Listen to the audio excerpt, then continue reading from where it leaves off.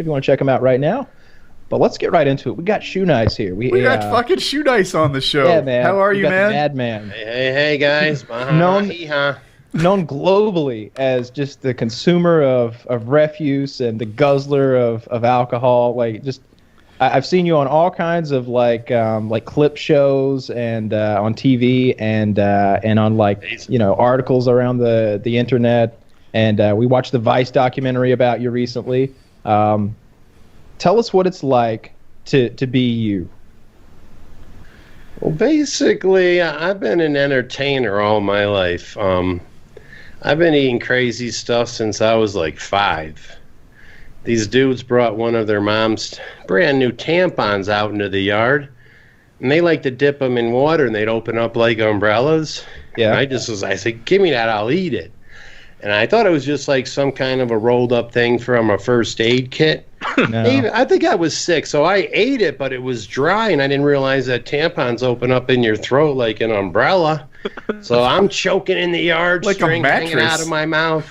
The kids, even the bullies, were scared, so I knew I must have been screwed up. My mom came out, yanked the tampon out of my mouth, smacked me in the butt, and the rest is history. I mean, through elementary, high school, always being sent to the office, I used to stand up against the cafeteria wall, let people dip their old napkins in from their lunch trays and their milks, and throw them at me like giant spitballs, and I'd try and catch them in my mouth. So I got to ask. Cafeteria aides would just sit there. Are you kidding me? That's horrible. I was always at the special table, but I wasn't really special. They always wondered why I didn't blink much, you know what I mean?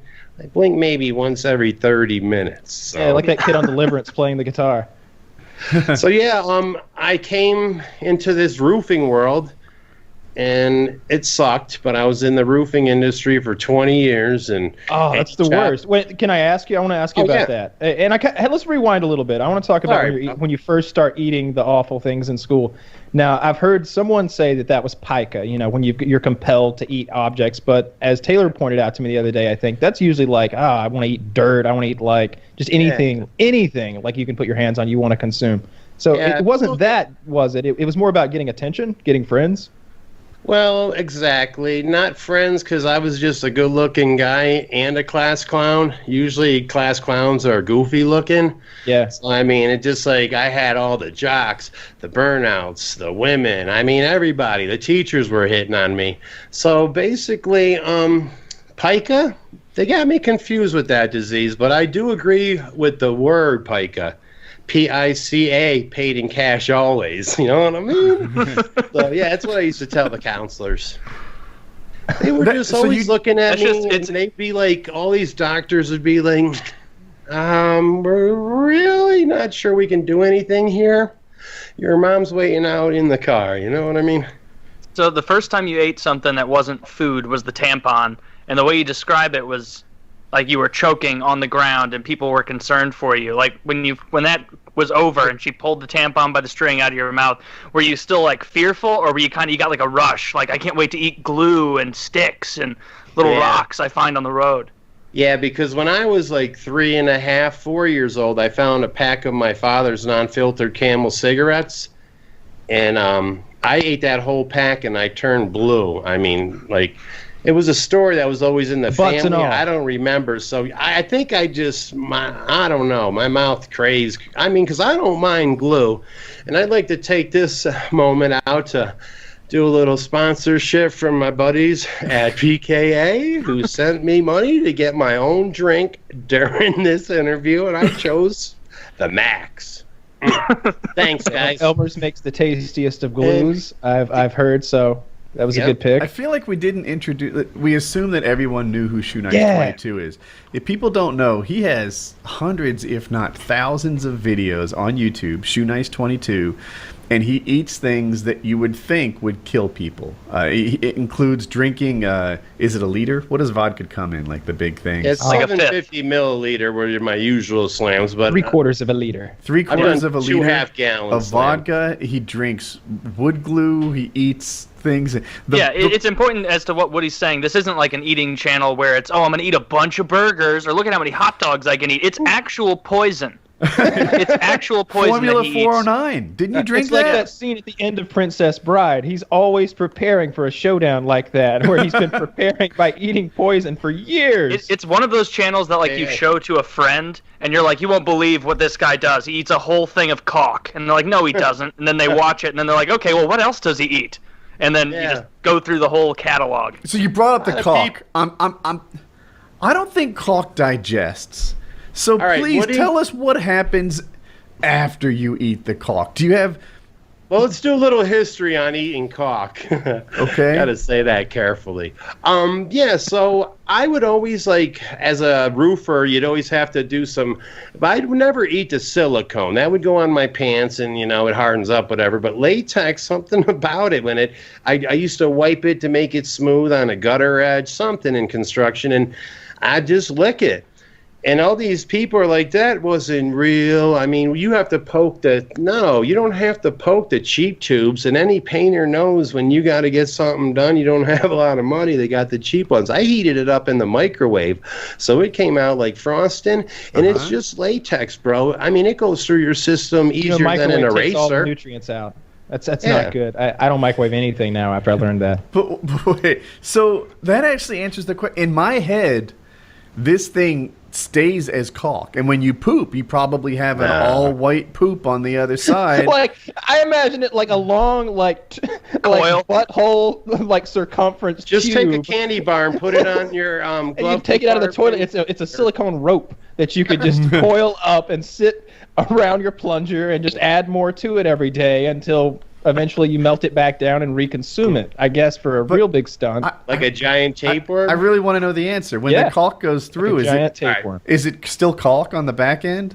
No, 98.6 is your body temperature. It's going through stomach acid. I mean, they should make bulletproof vests out of corn kernels because that's the only thing recognizable in my shoe. No, I don't know if we can swear. That works. Yeah, we don't use bad words on this show. We use a lot of bad words on this show. But it was the whole thing. Aside from corn, I know you said it was only corn, but what are the other things that you catch on the back end? Like you've eaten... anything wax. Like if I slam liquid wax, it immediately turns hard, and then that's what one trick of that is. Somebody almost choked to death. I said, don't try that. I'm a professional idiot with decades of experience. Crayons? I mean, anything wax comes out and you can see it, like crayons. L.A. Beast showed a picture of his crayons after they, but I don't like posting videos of feces. That's why I quit. I quit Live Leak because I couldn't go to that website and look at all that death and destruction. I'm all about feeding the homeless. You guys gave me $25 for a bottle of wine or scotch. I bought glue, seen a Mexican old man broken down on the side of the road. I said, well, you need gas. He couldn't understand, so I went over to his gas tank, said, jump in. We went over to the place. He took his can, got some gas, went inside, came back. He had Doritos, a six-pack of beer, some Slim Jims. I said, did you get any gas? He's like, yeah. And the thing was like a quarter full. We went back. He didn't even have enough gas to get it into the line. So I was like, all right, bro, I'm out of here. But Woody's Gamertag helped you out today. See, I'm glad we didn't give him the $100, Woody. You were right. If we give him the $100, he'd have been in the ghetto somewhere, filling everybody's tank up, getting everybody Twinkies. Can't have that. I'm bad with money. I'm bad with money when I'm with the home. I turn around to throw money at the homeless. I do this one thing with this one lady. She's old and haggard, but I do the $2 crumpled up over my thing, and she catches it in the wind on the corner every, maybe once a week I see her, but it's so funny, and people honk and they cheer when she catches it. They don't even know what the hell's going on. But when's the last time you gave something to the homeless, Kyle? I gave a guy I guess maybe like a year and a half, 2 years ago. There was one at the red light. I gave him the ones that I keep in my... Oh, you're a brother in my book, dude. One time. I mean, there's millions that'll never do it. That's Taylor? Probably the ones that I would pass after a blues game in downtown St. Louis. I wouldn't stop because when I was a little kid, my dad gave me $1 to go give to one of them, and when I did, they snatched my arm real quick, and it freaked me out. But I gave $5. I usually give money 1 out of 8, 9 times at those little corners where as long as I'm not way back Because I feel like a dick if like you're way like 10 cars back and they're on the corner and you roll it down, wave $1 at them, and they have to sprint over, like desperate for it. I feel like I'm kind of an asshole. But I probably saw like a year and a half ago. I witnessed Woody giving a homeless gentleman a 20 one time, and but I thought that guy was a bit of a scam artist. He like had like his he had a giant hand. I don't know how he did that. He's like, I gotta go to Denver, the doctor. I've been in the sorry. But I've been in the Denver homeless scene for like 3 years. But me and my brother, we've been helping out the homeless since we were teenagers. Our mom just instilled it in us. But in Denver, I knew who was just spending it on meth, and they get all mad when I give them tacos. They were like, "Where's the dollar bill?" And when I was in my drinking days until New Year's Eve, we would sit there and I'd get everybody drunk, high, and whatever. And I controlled what they did. Like 20, 30 of them for a year. They called me the most famous not homeless guy in Denver because they knew the truth. But so you had a band of homeless people. Oh, without a doubt. I go down to the line at 12 p.m. I got people in high places, bro, because this one guy sleeps on these church steps. They got to be like 28 steps high. Let me take a shot of this glue, guys. I appreciate it. Please do. Man. Please do. That's great. He is pouring the glue into his mouth where it's just flowing. Oh, how does it taste? Something. I'm telling you, something about this Max. It's like biting into the side of a piece of IKEA furniture. I mean, it just tastes. I remember this now from another video, but that is like some good stuff, man. And you pay the money for it. Yeah. So when you eat stuff that's tastes crazy, like a 2x4.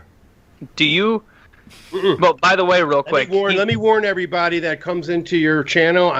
I've been watching WoodysGamertag for a while. I knew he had a big server on some video game, but I don't know what a server is, and I never played Minecraft. But don't ever attempt anything that I ever do on my channel if you happen to go over there and watch it. I'm a professional idiot with a side of alcoholism for decades. Okay, guys? That's all I had to say. Go ahead, Woody. That was Taylor. Yeah, go ahead, Taylor. The way, if you guys are listening audio only, the way that he ate the glue was the way that someone eats glue. If this is you can't even count what time this is that you've eaten glue. It's how an 8-year-old eats chocolate sauce. Just bottle like 3 inches above his mouth, head turned up like nom nom nom nom nom. He was drinking it the way that like Michael Jordan and Mia Hamm were drinking Gatorade in those commercials from like the early 2000s. Just dumping it in there, not missing any. That's how I eat Ready Whip, right? Tilt it up, let the can 3 inches away from your mouth, and mistake. See, that's a mistake. See, you should be able to you want to put it horizontally. That way, you get some whipped cream and a buzz at the same time. Yes, nitrous oxide. Right.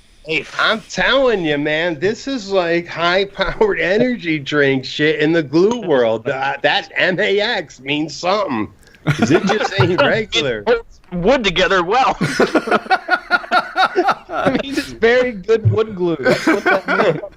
Let's see if it's flammable. Oh, God.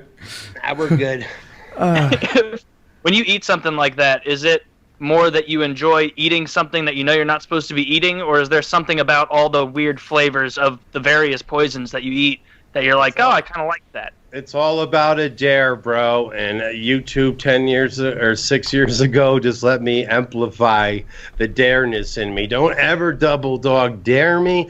I did a 350-pound sorority girl that a fraternity said, you bring back her underwear, we'll give you $50. It was my buddy's fraternity. I didn't even go to a fraternity. I was an honorary member in like 19 of them over a 20-year period. You're like Bluto. I got done with this chick. The next morning I wake up, I thought my head was up against the wall and she was behind me, but her back was the wall, I get up and I try and leave. She's like, oh, no, you can't leave. You said you're taking me to breakfast. I said, when did I say that? When your thighs were closed up against my ears and I couldn't say anything for an hour? I'm running across the soccer field to this thing with her panties flapping in the wind. I mean, it slowed me down like a parachute on a dragster car. I get back to the fraternity. They spent all the money. Nobody's got $5. And I was like, all right, at least you got a half keg, and just threw the panties in the air. Legendary from '88. Sorry. When I remember a story, I'm just going to throw it out. You want You know what I mean? at the school, because there's so many of them. I'm like Forrest Gump, for real. I had braces on my legs as a kid. I went to war and back, and I had a son with a girl named Jenny. Go figure. I don't have any documentation on like 2 or 3 of those things you just said, so I'm just going to take them with a grain of salt. All right. So Chiz reached out to you and asked you to be on the show, right? And I guess you said yes, and at some point the negotiation got to this. If I don't hear from you by tomorrow, I'll figure you back down like the rest of the pussy channels on YouTube. Tell Harley to go fuck himself when you see him again. Your podcast looks like a lesbian book club anyway. Have a nice life, broski. All right. First off, I would always be a part of your world, even if you didn't have me on, because, just as I can understand, maybe somebody emailed your work and said, Shoenice scams people, and just sent you like 100 of them.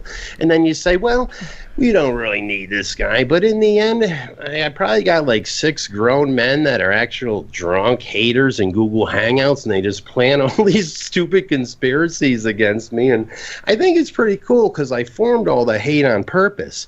But to get back to you on that thing, can you quote me again? There was something I'd love to. Tell Harley to... I'll figure you back down Harley, like the rest of it. Tell Harley to go fuck himself. And your podcast looks like a lesbian book club. That's the part I'm most excited about, really. I really think